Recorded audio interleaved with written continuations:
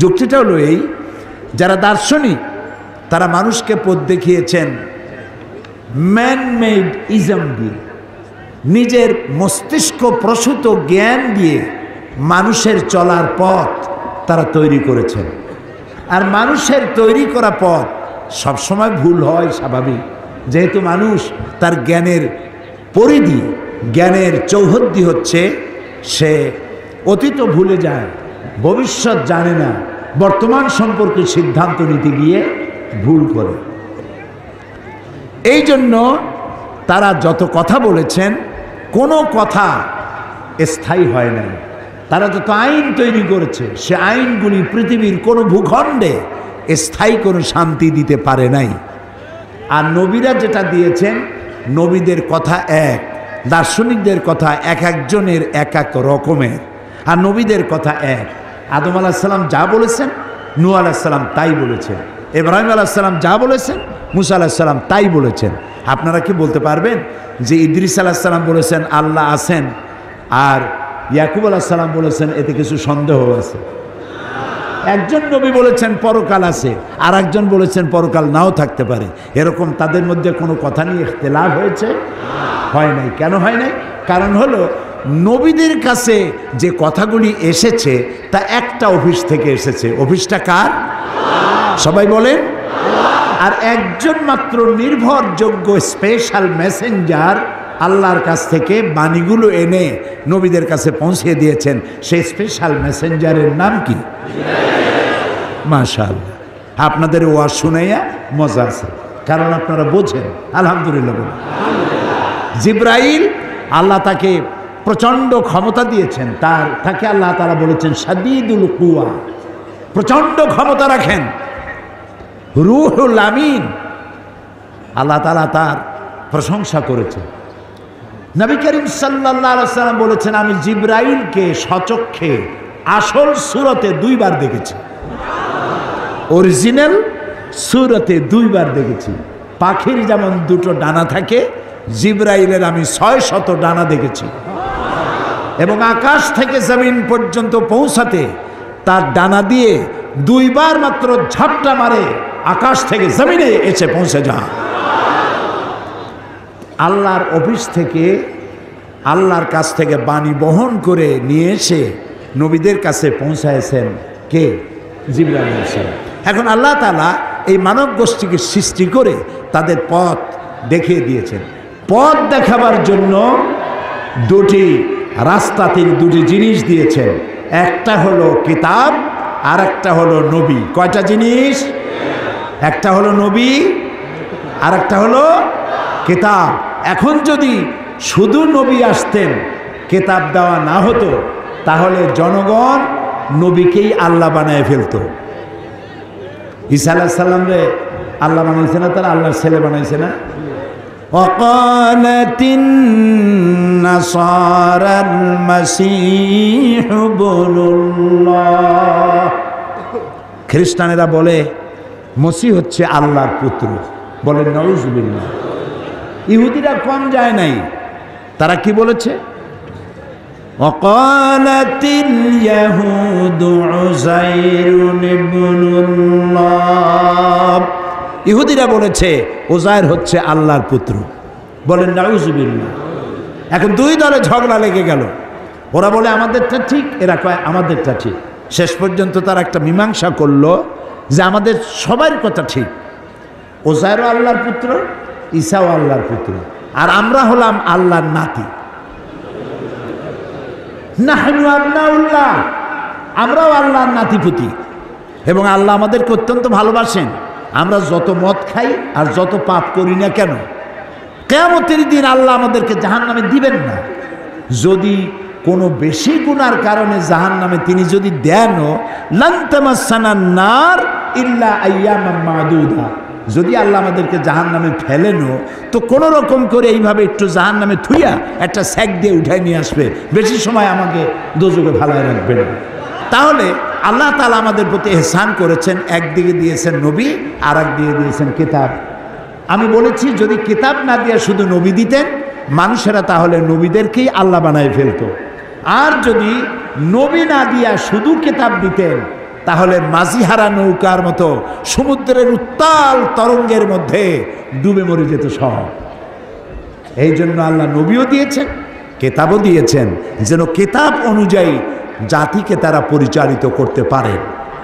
আমরা যদি সঠিক রাস্তার উপরে চলতে চাই তাহলে আমাদেরকে এদিক ওদিক গেলে চলবে না, কোরআন অনুযায়ী। ইল্লা তাযকিরাতান লিমান ইয়াখশা তানজিলাম মিম্মান খালাকাল আরদা ওয়াস সামাওয়াতিল উলা। আলহামদুলিল্লাহ, এটা যে আল্লাহর বাণী তা শুনলেই বোঝা যায়। বলেন সুবহানাল্লাহ। যারা মক্কা শরীফে গেছেন, যাদের টাকা পয়সা আছে, আমি তাদেরকে বলি, হলিডে করতে ব্যাংকক, সিঙ্গাপুর, আমেরিকা, লন্ডন কোনো লাভ নাই। যে পয়সা করে যদি বেশি থাকে, হলিডে করতে গেলে মক্কা শরীফ যাবেন রমজান মাসে, শুনবেন তেলাওয়াত শেখ আব্দুর রহমান আস-সুদাইস, সৌদ আশ-শুরাইন, আব্দুর রহমান আল হুজাইফি, আব্দুল্লাহ আল জেহানি যখন তেলাওয়াত করে তারাবির নামাজে, মনে হয় যেন কোরআন নাজিল হচ্ছে। সুবহানাল্লাহ। কোরআন এর থেকে মজার জিনিস পৃথিবীতে আর নাই। আল্লাহ তাআলা বলছেন, তাহা, হে নবী, মা আনসালনা আলাইকাল কুরআন লিতাশকা, এ কোরআন আপনার উপরের জন্য নাজিল করি নাই যে কোরআন আপনাকে কষ্ট দেবে। এটা ইল্লা তাযকিরা, এটা হচ্ছে নসিহত, উপদেশ। এটা হচ্ছে এমন উপদেশ, এই উপদেশ যে গ্রহণ করবে কে? লিমান ইয়াখশা, যে তার রবকে ভয় করে, আল্লাহকে ভয় করে যদি, তাহলে এই কোরআন তাকে উপদেশ দেবে এবং এই কোরআনের ওসিলায় দুনিয়া ও আখিরাতে সে শান্তি লাভ করবে। গতকাল আমি আলোচনা শেষ করতে পারি নাই। গতকালকের আলোচনা ছিল the scientific miracles in the holy Quran, কোরআনের মুজিজা, বিজ্ঞানময় মুজিজা গতকালকের আলোচনা ছিল। সেখানে সৌরজগৎ সৃষ্টি, পৃথিবী সৃষ্টি, পানিচক্র, এরপরে উদ্ভিদ বিজ্ঞান, প্রাণী বিজ্ঞান ইত্যাদি সম্পর্কে গতকাল আলোচনা করেছিলাম। আজকে গতকাল যেটা বাকি ছিল বলতে, সেটা আজকে বলা হবে। সেটা হলো মানব সৃষ্টি রহস্য। এই মানব সৃষ্টি রহস্য সম্পর্কে ডারউইন বলেছেন যে মানুষ তো মানুষ না, তো মানুষ কি? মানুষ হলো বানর। শুনছেন আপনারা? থিওরি অফ ইভলিউশন, বিবর্তনবাদ, এরা হলো, মানুষ ছিল বান্দর। তো এই বান্দর আস্তে আস্তে গায়ের পশম পড়ে গেছে, একদিন পাছা থেকে লেজও খসে পড়েছে, সেদিন থেকে মডার্ন মানুষ হয়েছে, লেজবিহীন মানুষ। কিন্তু এখানে 25,000 বছরের একটি মিসিং লিঙ্ক হয়ে গিয়েছে। ডারউইন সাহেব বলতে পারেন নাই লেজটা খসলো কোন বছরের কোন মাসে, এটা বলতে পারেন না। কোনো জিনিসের সাথে কোনো জিনিসের সিমিলারিটি থাকলে এটা ওটার পূর্বপুরুষ, তা কি করে বলা যায়? যেমন পাবদা মাছ দেখতে বোয়াল মাছের মতো। বগুড়ায় পাবদা মাছ পাওয়া যায় কিনা? দেখতে বোয়ালের মতো না? তো কোনো পাগল বলে নাকি যে পাবদাগুলি পুঁটি খাইয়া খাইয়া আস্তে আস্তে বোয়াল হয়ে গেছে একদিন? আচ্ছা, বগুড়ায় ছোট ছোট শোল মাছের ছোট সাইজ যেটা, ওটার কি বলে? টাকি, টাকি মাছ। এই যে টাকি মাছ দেখে কেউ বলে যে টাকিগুলো ভিটামিন, প্রোটিন, ক্যালসিয়াম এইসব খাইয়ে খাইয়া শৌলে পরিণত হয়ে গেছে, কেউ বলে? বলে না। কোন পাগল কেমনে কইল যে বান্দর দেখতে মানুষের মতো, চোখ আছে, মুখ আছে, বান্দরামি করে বেশি, এইটা হলো বান্দর, হলো মানুষের পূর্বপুরুষ। আচ্ছা, মেনে নিলাম 1 সেকেন্ডের জন্য মানুষের পূর্বপুরুষ ছিল বানর, 1 সেকেন্ডের জন্য মানলাম। তো বানরের প্রজাতি তো বিলুপ্ত হয়ে যায়নি পৃথিবী থেকে, আছে না বানর এখনো? তাও কথা কয় না, আছে। তো এই বানরগুলি জঙ্গলে গিয়ে কেউ কি দেখেছেন হাত পাগুলো মানুষের মতো কেবল হয়ে উঠছে? বুক পর্যন্ত মানুষের মতো হয়ে গেছে, আরো কিছুদিন ভালো করে খাওয়াইলে তাড়াতাড়ি করে মানুষ হয়ে যাবে। এরকম হয়েছে? হয়নি। কিয়ামত পর্যন্ত হবে না। যারা বলে মানুষ এসেছে বাঁদর থেকে, হতে পারে ওরাই, ওদের মাতামহ বানর, ওদের পিতামহ ওরাং ওটাং অথবা শিম্পাঞ্জি, আমাদেরটা না। আমাদেরটা, আমরা হচ্ছি মানুষ। আর আল্লাহ বাঁদরের থেকে মানুষ বানাবে?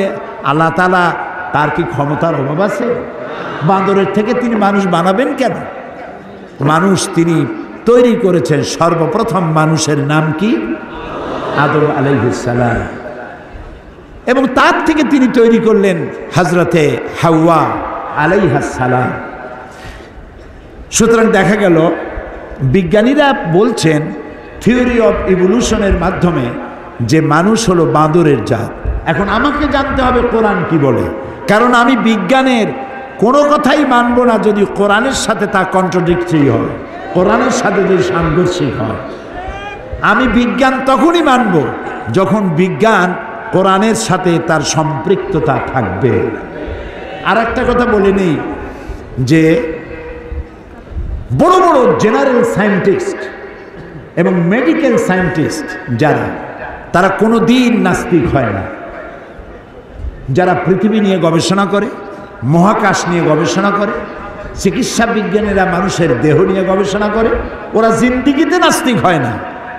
তারা বলে যার কিসমত ভালো সে বলে আল্লাহ আছেন, আর যার কিসমত মোটামুটি অত ভালো না সে বলে কিছু একটা আছে।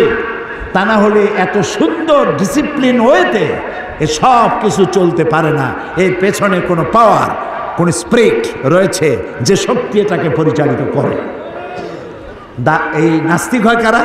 নাস্তিক হয় সাহিত্যের টিচার, সাহিত্য গবেষণা করে, দর্শনের টিচার, দর্শন নিয়ে যারা লেখাপড়া বেশি করে।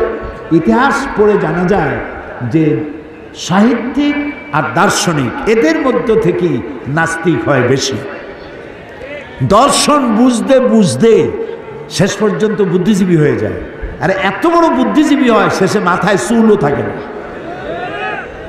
প্রিয় ভাই সব, এবার আসেন মানুষকে আল্লাহ কি দিয়ে তৈরি করলেন, মানব সৃষ্টি রহস্য সম্পর্কে আল্লাহ তাআলা কি বলেন।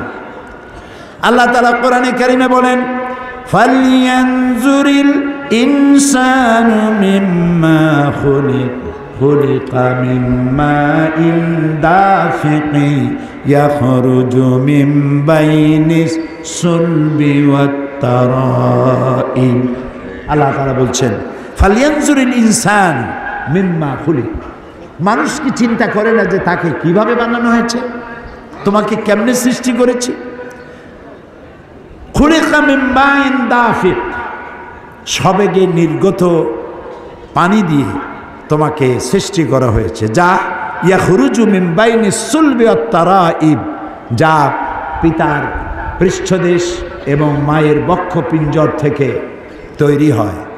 এবং এটা গিয়ে আল্লাহ তাআলা বলছেন পরবর্তীতে এটা গিয়ে মাতৃরেহেমের মধ্যে এটা পৌঁছে যায়। তারপরে কি হয়? আল্লাহ রাব্বুল আলামিন বলেন, ইয়াখলুকুকুম মিন বুতুনি উম্মাহাতিকুম খালকাম মিন বাদি খালকিন ফি যুলুমাতিন সালাস। আল্লাহ রাব্বুল আলামিন তোমার মায়ের পেটের ভিতরে তোমাকে সৃষ্টি করেছেন। ভ্রূণ তত্ত্ববিদরা বলেন যে স্পার্ম যেটা, শুক্রকীট যেটা, এটা মায়ের পেটের ভেতরে গিয়ে তিনটি পর্দার আড়ালে থাকে। বিজ্ঞান বলতেছে যে মায়ের পেটের ভিতরে তিনটা পর্দার আড়ালে থাকে। আজ থেকে 1450 বছর আগে কোরআন তার রাসূলের মাধ্যমে জানাচ্ছেন ফি যুলুমাতিন সালাস, তিনটি অন্ধকার পর্দার আড়ালে স্পার্মটা থাকে। সুবহানাল্লাহ। এরপরে দেখুন, সুম্মা খালাকনান নুতফাতা আলাকাতান ফাখালাকনাল আলাকাতা মুদগাতান ফাখালাকনাল মুদগাতা ইযামা। আল্লাহ রাব্বুল আলামিন বলেন, এরপরে সেই নুতফা, শুক্রকীট, স্পার্ম, সুম্মা খালাকনান নুতফাতা আলাকাতা। এটাকে আলাকা, মুআল্লাক শব্দ থেকে এসেছে আলাকা। মায়ের পেটের যে জরায়ু, বাচ্চাদানি, সেই বাচ্চাদানিতে এটা সেটে থাকে, ঝুলে থাকে, মুআল্লাক থাকে, আলাকা। সুবহানাল্লাহ। আর ভ্রূণতত্ত্ববিদরা এখন বলছে যে এটা লটকে থাকে, এটা ঝুলে থাকে। তারপরে ফাখালাকনাল আলাকাতা মুদগাতা, এরপরে এটা রক্তপিণ্ড এবং গোশতপিণ্ডে পরিণত হয়ে যায়। ফাখালাকনাল মুদগাতা ইযামা, এরপরে সেই মুদগা থেকে হাড্ডি তৈরি হয়।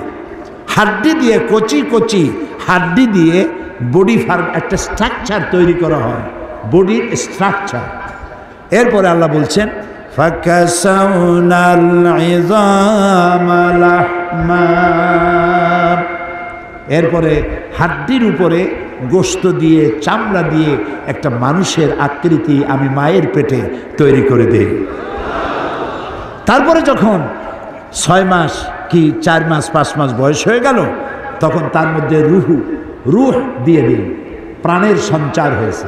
এখন তার খাবারের প্রয়োজন, সে খাবে কি? তার শ্বাস প্রশ্বাসের ব্যবস্থা করি, খাবে কি? সেজন্য তাকে যেখানে রাখা হয় ওই জায়গাটাকে আল্লাহ তাআলা বলেছেন ফি কারারিম মাকিন, সুরক্ষিত জায়গা। কোনো পলুয়েশন অথবা কোনো রোগের জার এখানে প্রবেশ করার কোনো সুযোগ নাই। খাবে কি? সেজন্য আল্লাহ তাআলা বলছেন ওর নাভির সাথে আর ওর মায়ের নাভির সাথে একটা তার দিয়ে জোড়া লাগায় দেয়, মায়ের মাসিক অসুখকে বন্ধ করে দেয়। ওখান থেকে রক্ত এসে বাচ্চার শরীরকে ডেভেলপ করে, এটাকে আরো বেশি সুন্দর করে সুগঠিত করে। গ্রামে করে কি, পুত্রবধূ অথবা মেয়ে যখন গর্ভবতী হয় তখন শাশুড়িরা বলে এ কম খাও, বেশি খায়ও না, তাহলে ডেলিভারিতে কষ্ট হবে বেশি। তো মারাত্মক ভুল। এখন তো সে একা খায় না, তার খাবার দিয়ে তার বাচ্চাও খায়। এজন্য এই সময় তাকে বেশি ভিটামিনযুক্ত, প্রোটিন সমৃদ্ধ খাদ্য তাকে দিতে হবে, তাহলে সন্তানের বডি ফরমেশন আরো সুন্দর করে সুগঠিত হবে। আল্লাহ তাআলা বলছেন পেটের ভিতরে আস্তে করে বড় হলো, তৈরি করলাম কিভাবে? আল্লাহ তাআলা বলেন আল্লাযী খালাকাকা ফাসাওয়াকা ফাআদালাক ফি আইয়ি সূরাতিন মা শাআ রাক্কাবাক। আল্লাহ তাআলা বলেন আমি সৃষ্টি করলাম, সুন্দর করে আকৃতি দিলাম, ফি আইয়ি সূরাতিন মা শাআ রাক্কাবাক। রাক্কাবা ইউরাক্কিবু তারকিবান, জোড়া জোড়া তৈরি করলাম, অনেকগুলি জোড়া দিলাম। পায়ে জোড়া, হাঁটুতে জোড়া, কোমরে জোড়া, বাহুতে জোড়া, কনুতে জোড়া। আপনার হাতের আঙ্গুল থেকে শুরু করে বাহু পর্যন্ত কয়টা জোড়া বলতে পারেন? গুনে দেখেন নাই তো, অথচ আপনারই হাত। এই হাতের মধ্যে 6টা জোড়া আল্লাহ দিয়েছে। এই জোড়াগুলি যদি না দেওয়া হতো তাহলে ক্ষতি কি ছিল? ক্ষতি এই ছিল আঙ্গুলে কোনো জোড়া নাই, এটা হাত হতো না, কাটা চামচ হইতো। কোনোই তো জোড়া নাই, এটা হাত হতো না, এটা একটা লাঠি হতো। ভাত খাবেন কি করে? ভাত মাখাবেন কি করে? মুখে দিবেন কি করে? 2 জন সামনাসামনি বসবেন, একজন আরেকজনের মুখে উঠাই দিবেন। নিজের খাবার হাত ক্লোজ হয় না বলে নিজের খাবার নিজের মুখে তুলে দিতে পারবেন না। সুবহানাল্লাহ বলবেন না? সুবহানাল্লাহ বলবেন না? আল্লাহ রাব্বুল আলামিন বলেন সুগঠিত করলাম, সুন্দর করলাম।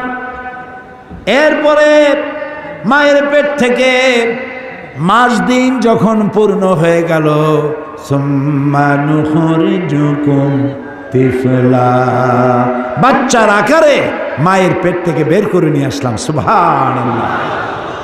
মায়ের পেট থেকে বেরিয়ে আসলে এখন তুমি খাবে কি? মায়ের পেটে যখন ছিল তখন খাবারের লাইন ছিল কয়টা বলেন?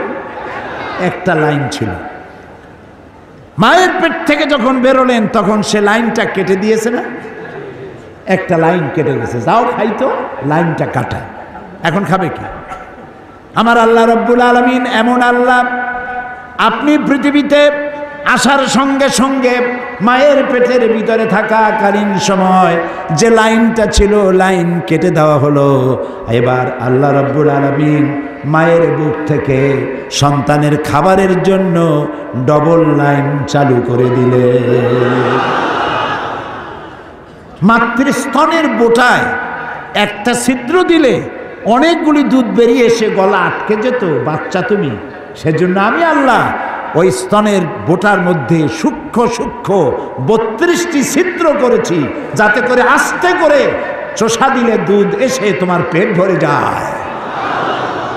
আর এই দুধ শুধু দুধ নয়, বাচ্চা পৃথিবীতে আসলে 6 মাসের ভিতরে পানি খাওয়াবার কোনো প্রয়োজন নাই। তাও সুবহানাল্লাহ কবেন না। মায়ের দুধ এটি,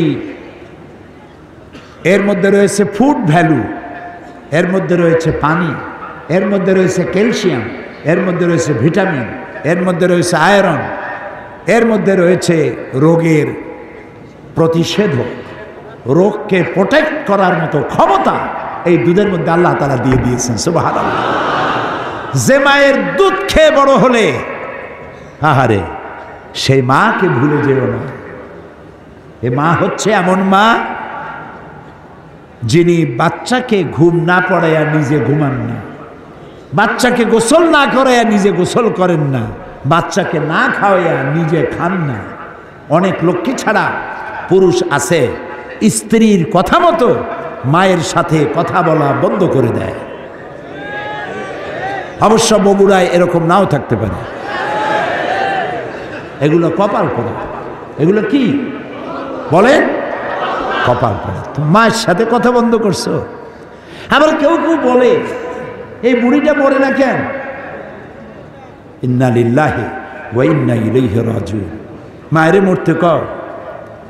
তোমার যখন অসুখ হয়েছিল, টাইফয়েড হয়েছিল, চিকিৎসায় কাজ হয় না, সবাই ঘুমায় গেছে, তোমার মা তোমার কাছে বসে তাহাজ্জুদের নামাজ পড়ে সূরা ইয়াসিন তেলাওয়াত করে চোখের পানি দিয়া বুক ভাসায়ছে আর বলেছে, আল্লাহ আমার জীবনের বিনিময়ে আমার বাসারে তুমি বাঁচাইয়া দাও, আমার কলিজার টুকরা সন্তানটাকে দয়া করে তুমি বাঁচাইয়া দাও। যে মা গভীর রাত্রে তোমার জন্য নিজের জীবনের বিনিময় বাঁচার জন্য দোয়া করলেন, সেই মাকে বলো বুড়ি মরে না কেন? নাউজুবিল্লাহ, নাউজুবিল্লাহ। প্রিয় ভাই সব, মা হচ্ছে একটা অক্ষর মা। আহারে, একটা অক্ষর মা। মনে হয় সারা দুনিয়ার সব মধু আল্লাহ একটা অক্ষরের মধ্যে ঢুকাই দিয়েছে। মা। বিদেশ থেকে যখন সন্তান আসে, চাকরি বাকরি করে সৌদি আরব, কুয়েত, কাতার, সকলের চোখ থাকে বাক্সের দিকে, আমার জন্য আনছে কি? একমাত্র মা মুখের দিকে তাকায়, আহারে বাসার মুখটা শুকায় গেছে, খায় নাই কিছু। ও বাবা কখন খাইছিস? আর কেউ বলে যিনি মা হারাইছেন তিনি বুঝবেন কি হারাইছেন। কেউ জিজ্ঞেস করবে না খাইছো কখন, ঠিক মতো জায়গা মতো পৌঁছে গেছো কিনা জিজ্ঞেস করে না। এজন্য কবি বলেছেন, বিদেশে বিরাজ্যে যার পুত্র মারা যায়, পশু পাখি না জানিতে আগে জানে মা। মায়ের কলিজায় টান লেগে যায়, সহ্য করতে পারে না। সুতরাং মায়ের জন্য আল্লাহ তাআলা দোয়া করতে বলেছেন, আমার কাছে দোয়া করো। কে দোয়া শুকাইছে? মা বাপের জন্য আমার কাছে দোয়া করো। আল্লাহ তাআলা বলেছেন, ওয়াকাদা রাব্বুকা আল্লা তা'বুদু ইল্লা ইয়াহু ওয়া বিল ওয়ালিদাইনি ইহসানা। তোমার রবের পক্ষ থেকে চূড়ান্ত সিদ্ধান্ত হয়ে গেছে, আমি আল্লাহর ইবাদত করার পর তোমার মা বাপের খেদমত করবে। সুবহানাল্লাহ। ওয়াকুল লাহুমা কাওলান কারীমা। আর মা বাপের সাথে অসম্মানজনক কথা কখনো বলবে না, মা বাপরে ধমক দিবে না, চোখ মোটা করবে না। অনেক ছেলে পেলে আছে মা বাপ মারে পর্যন্ত। চোখ মোটা করে তাকাও কার দিকে? আল্লাহ ইচ্ছে করলে তোমাকে অন্ধ বানায় দিতে পারে। এটা বেয়াদবি করার জায়গা নয়। তোমার মা যদি দুশ্চরিত্রাও হয়, তুমি তাকে ধমক দিতে পারো না। তোমার মা যদি মুশরিক হয়, কাফের হয়, তাও তুমি তাকে ধমক দিতে পারবে না। মায়ের মতো আদর করতে হবে, যত্ন করতে হবে, তার সেবা করতে হবে, তার কাছে দোয়া চাইতে হবে। তোমার জান্নাত তোমার মায়ের পায়ের তলে। সুবহানাল্লাহ। আল্লাহ রাব্বুল আলামিন দোয়া শিখাইছেন, বান্দারে তোর মা বাবার জন্য আমার কাছে দোয়া কর। রব্বিরহামহুমা কামা রব্বায়ানি সগীরা। পড়েন সবাই, রব্বিরহামহুমা কামা রব্বায়ানি সগীরা। আল্লাহ তাআলা আমার মা বাপ আমার অসহায় কালে আমাকে যে যত্ন করেছেন। আমরা অসহায় ছিলাম না? ক্ষুধা লাগলে বলতে পারতাম না যে মা ক্ষুধা লাগছে। পৌষ মাসের শীতে পেশাবের মধ্যে পড়ে আছি, পায়খানার মধ্যে পড়ে আছি, আমি বলতে পারি না যে আমি কষ্টে আছি। তা আমার অসহায় কালে আমাকে মারে নাই, ধরে নাই, আছাড় মারে নাই, আমাকে যত্ন করেছে। আহারে, হায় আল্লাহ, আমার অসহায় সময় যে মা বাবা আমাকে যত্ন করলেন, আদর করলেন, আমার মা বাবা আজ বার্ধক্যে পৌঁছে গেছে অথবা মারা গেছে, তাদেরকে তোমার রহমতের কোলে লালন পালন করো। প্রিয় ভাই সব, মা বাবার খেদমতের ওয়াজ করা আজকে আমার বিষয় নয়। আমার বিষয় ছিল মানব সৃষ্টি রহস্য। দেখুন, আমাদের দেশে বিয়ের পরে যদি সন্তান 6 মাসের মাথায় যদি সন্তান হয়, লক্ষ্য করে শুনতে হবে, তা নাহলে কিন্তু মিস করবেন। বিয়ে করেছে, 6 মাসের মাথায় গিয়ে বাচ্চা হয়েছে। শ্বশুর শাশুড়ি তো দূরের কথা, স্বামীও চিন্তা করে যে এই বাচ্চা বোধহয় আমার না, এত তাড়াতাড়ি বাচ্চা হইল কেন? কি বল? এখন বিজ্ঞানীরা বলছে যে না, 6 মাসের ভিতরে যদি সন্তান হয় তা তার স্বামীর সন্তান, বলতেছে বিজ্ঞান। কিন্তু কোরআন বলেছে ১৫০০ বছর আগে। কি বলেছে? আল্লাহ রাব্বুল আলামিন বলেন, ওয়া হামলুহু ওয়া ফিসালুহু সালাসুনা শাহরা। হামলুহু ওয়া ফিসালুহু, গর্ভধারণ আর দুগ্ধপান সব মিলে 30 মাস। কে বলতেছেন? আল্লাহ। সব মিলে কয় মাস? 30 মাস। দুধ খাওয়াবে কয় মাস? হাওলাইনে কামেলাইন, 2 বছর। 2 বছরে কয় মাস হয়? হ্যাঁ, কোন না তাড়াতাড়ি, ও অঙ্কে ফেল করেন না। 2 বছরে 24 মাস। তা আল্লাহ তাআলা আগে কি বলেছেন? ওয়া হামলুহু ওয়া ফিসালুহু সালাসুনা শাহরা, 30 মাস। 30 মাসের 24 মাস গেল দুধ খাওয়াইতে, থাকে কয় মাস? 6 মাস। এই 6 মাস গর্ভ, সর্বনিম্ন গর্ভের বয়স হলো 6 মাস। এটা বিজ্ঞান এখন বলতেছে, আর রাসূলকে দিয়ে আল্লাহ বলেছেন ১৫০০ বছর আগে। পাগলেরা কয় কি? বলে যে মুহাম্মদ সাল্লাল্লাহু আলাইহি সাল্লাম তো মধ্যযুগে আসছে, তখন বিজ্ঞান ছিল না। সেই যুগের কথাগুলি এখন কি মানা যায়? এখন বিজ্ঞানের যুগ। আরে বাবা, তোমার বিজ্ঞান গেছে কদ্দূর? আমি মাঝে মধ্যে বলি, বিজ্ঞান গেছে কই? বিজ্ঞান গেছে কেবলমাত্র চাঁদে, মঙ্গল গ্রহে যাইতে পারে নাই। স্পুটনিক পাঠাইছে, আর প্রথম একটা কি পাঠিয়েছিল, নাম কি মনে আছে? হ্যাঁ, পাথফাইন্ডার। হ্যাঁ, এগুলো মনে রাখবেন, কাজে লাগবে, আমাকে অন্তত সাহায্য করতে পারবেন। তো পাথফাইন্ডার গেছে প্রথম, তারপরে স্পুটনিক পাঠাইছে। পৃথিবী থেকে 49 কোটি মাইল দূরে হলো মঙ্গল গ্রহ, 49 কোটি মাইল। সেইখানে গেছে পাথফাইন্ডার। ওটার 6 চাকার একটা গাড়ি, ওজন কম, ভিতরে ক্যামেরা আছে। ওটা গিয়া নামলো, নামার পরে সেখানে বসে সে ছবি উঠাচ্ছে মঙ্গল গ্রহে, আর ছবিগুলিকে ট্রান্সমিট করছে ওয়াশিংটনে অথবা হিউস্টনে, নাসায়।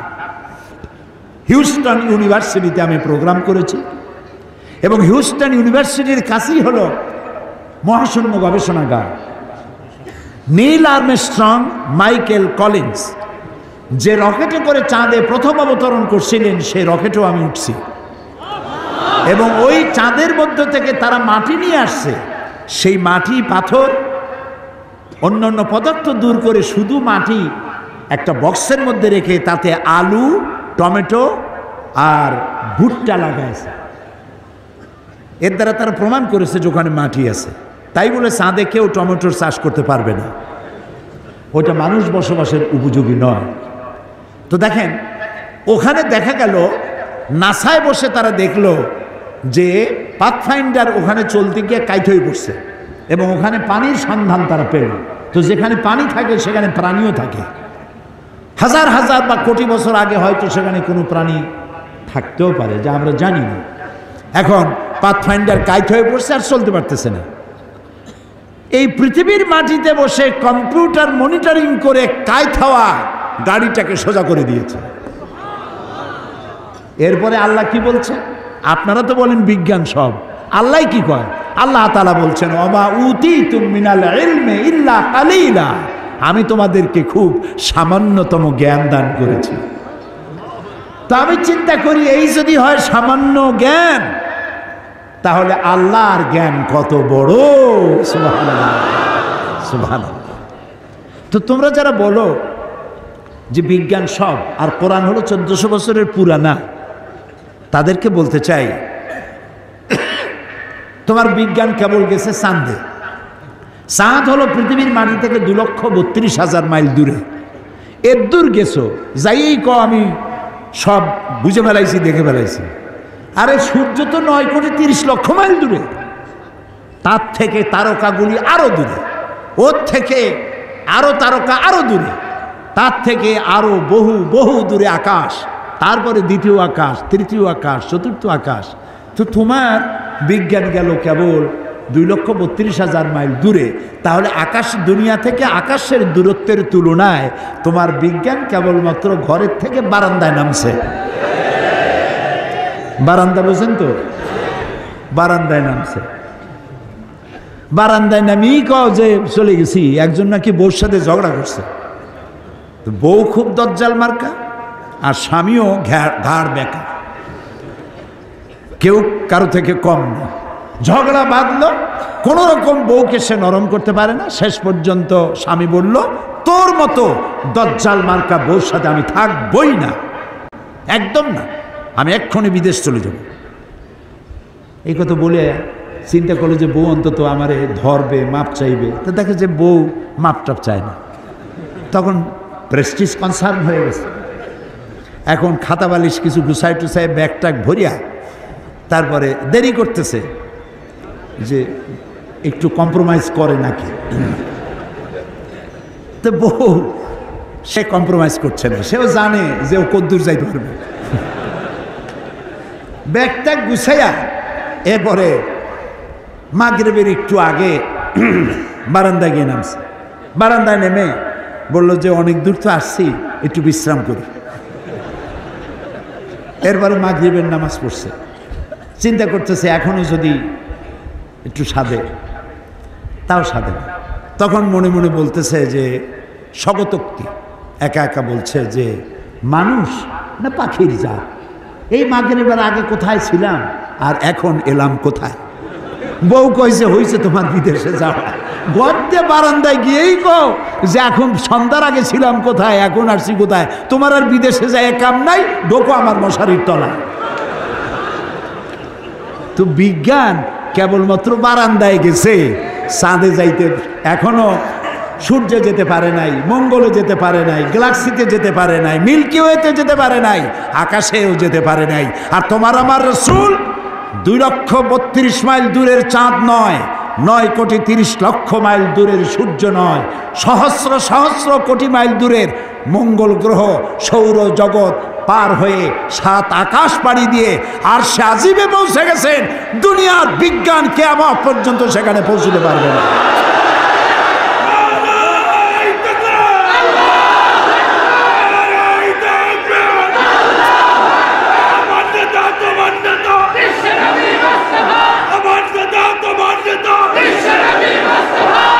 তো আল্লাহ রাব্বুল আলামিন মায়ের পেটে সৃষ্টি করে পৃথিবীতে আমাদেরকে এনেছেন, বলেন আলহামদুলিল্লাহ। তাহলে আমাদের রবকে, স্রষ্টাকে বলেন, বলেন। যুবকেরা বলো তো জোরে সরে, কে সৃষ্টি করেছে? আল্লাহ, আল্লাহ, আল্লাহ, আল্লাহ। তিনি আমাদের স্রষ্টা, তিনি আমাদের রব, তিনি আমাদের মালিক, তিনি আমাদের খালেক, তিনি আমাদের রাজ্জাক। আল্লাহ তাআলা বলছেন, দেখো নিজের দিকে তাকাও, কি সুন্দর করে আমি তোমাকে সুগঠিত করেছি। আলাম নাজআল লাহু আইনাইন ওয়া লিসানান ওয়া শাফাতাইন, আমি কি তোমাকে দুটো চোখ দেই নাই? কে বলতেছেন? আহারে আল্লাহ। আল্লাহ বলছেন, আমি কি তোমাকে দুটো চোখ দেই নাই? যার চোখ নাই সেই বোঝে কি নিয়ামত হারাইছে। এই শরীরের কোন নিয়ামত আপনি গুণে শেষ করতে পারবেন? ওয়াইন তাউদ্দু নি'মাতাল্লাহি লা তুহসুহা। আল্লাহ রাব্বুল আলামিন বলেন, আমার নিয়ামত যদি গণনা করো, গুনে গুনে আমার নিয়ামত শেষ করতে পারবে না। দুটো চোখ দিচ্ছি, এই চোখের মধ্যে রেটিনা আছে, চোখের মধ্যে পানি আছে, যে পানি দিয়ে আপনি কাঁদেন ওই পানি না, এমনি পানি আছে। সেই পানিটা না থাকলে ডাক্তারদের কাছে যেতে হয়, তারা ওষুধ দেয়, ঘন্টায় ঘন্টায় চোখের মধ্যে সেটা দিতে হয়, তা না হলে চোখ ভালো থাকে না। এই যে চোখে পানিটা, ওইটা কি? এটা মেডিসিন। কেন? সুবহানাল্লাহ। কারণ হলো আপনি রাস্তা দিয়ে হাঁটেন, ব্যস্ততাপূর্ণ শহরের মধ্যে দিয়ে যান, আর মিল কলকারখানার কালো ধোঁয়া, বাতাসের মধ্যে পলিউশন, রোগের বীজাণু, রোগের জার উড়ে বেড়ায়, অসংখ্য জার উড়ে বেড়ায়। এই ধুলাবালি ধুলিকণা চোখের মধ্যে প্রবেশ করে। আল্লাহ রাব্বুল আলামিন অটোমেটিক ভেতরে পানি দিয়ে দিয়েছেন, মানুষ চোখের পলক মারে, অটোমেটিক পলক পড়তে থাকে, আর প্রতি মুহূর্তে আল্লাহ রাব্বুল আলামিন চোখ দুটোকে ক্লিন করে দেয়। এ হচ্ছে তোমার চোখ। আহারে, যার চোখ নাই কি কষ্ট তার। আল্লাহর কাছে বলি, আল্লাহ যতদিন বাঁচি মৃত্যু পর্যন্ত চোখের নিয়ামত আমাদের থেকে ছিনায় নিও না, এই চোখের নিয়ামত কিয়ামত পর্যন্ত রেখে দিও। বলি আমিন। কি সুন্দর দুটি চোখ। আল্লাহ তাআলা বলছেন, দুইটা চোখ দিলাম, ওয়া লিসানান, এরপরে জিহ্বা দিছি, ওয়া শাফাতাইন, দুইটা ঠোঁট দিচ্ছি, হোঁট, দুইটা ঠোঁট। ঠোঁট দুটো এত সুন্দর, এক একজনের ঠোঁট এক এক রকম, একটু সুন্দর ভাঁজ করা, একটু কায়দা করা, হাসি দিলে কত সুন্দর লাগে। সুবহানাল্লাহ।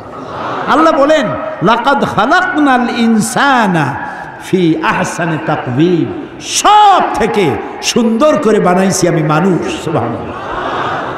কিন্তু সুম্মা রাদাদনাহু আসফালা সাফিলিন, এই মানুষ নিচে নামতে নামতে এত নিচে নামে, শয়তান তাকায় দেখে আর চিন্তা করে এর দূর নামলো কেমনে। তো আল্লাহ তাআলা বলছেন, দেখো তোমাকে সব থেকে সুন্দর বানাইছি, একটু দেখো না, একটু তাকাও না, কি সুন্দর করে বানালাম তোমাকে। এই যে দুটো ঠোঁট, আমরা জিহ্বা নাড়ি, ঠোঁট নাড়ি, এর মধ্য দিয়ে আওয়াজ করি, আওয়াজটা ভাষায় রূপ নেয় আর মনের ভাব প্রকাশ হয়ে যায়। লিসান, জিহ্বা, লিসান মানে কি? জিহ্বা। এই যে জিহ্বা আল্লাহ দিলেন, কত স্বাদ গ্রহণ করার অনুভূতি একটা মেশিনে আল্লাহ দিয়ে দিলেন। লাল শাকের মজা একরকম, পুঁই শাকের মজা আর এক রকম, বোয়াল মাছের মজা একরকম, পাবদার মজা আর এক রকম, রসগোল্লার মজা একরকম, সরার দইয়ের মজা আর এক রকম, ঠিক না? খাসির গোশ একরকম আর মুরগির গোশ আর এক রকম। এখন প্রত্যেকটা জিনিসের আলাদা আলাদা টেস্ট নেওয়ার জন্য যদি আলাদা আলাদা জিহ্বা দরকার হইতো, তাহলে কয় হাজার জিহ্বা লাগবে, তাহলে তো ওটা মুখ থাকতো না, এটা অন্য কিছু হয়ে যেত। আল্লাহু আকবার বলবেন না? আল্লাহ রাব্বুল আলামিন ঠোঁট দিলেন, জিহ্বা দিলেন, দুটো চোখ দিলেন, ঠোঁট দিয়া দাঁতগুলোকে ঢেকে রাখলেন, এত সুন্দর করে দিলেন রব্বুল আলামিন। যদি ঠোঁট না থাকে মানুষের, ঠোঁটবিহীন মানুষের কথা চিন্তা করেন, ঠোঁট নাই, হাসে না কান্দে বোঝা যাবে?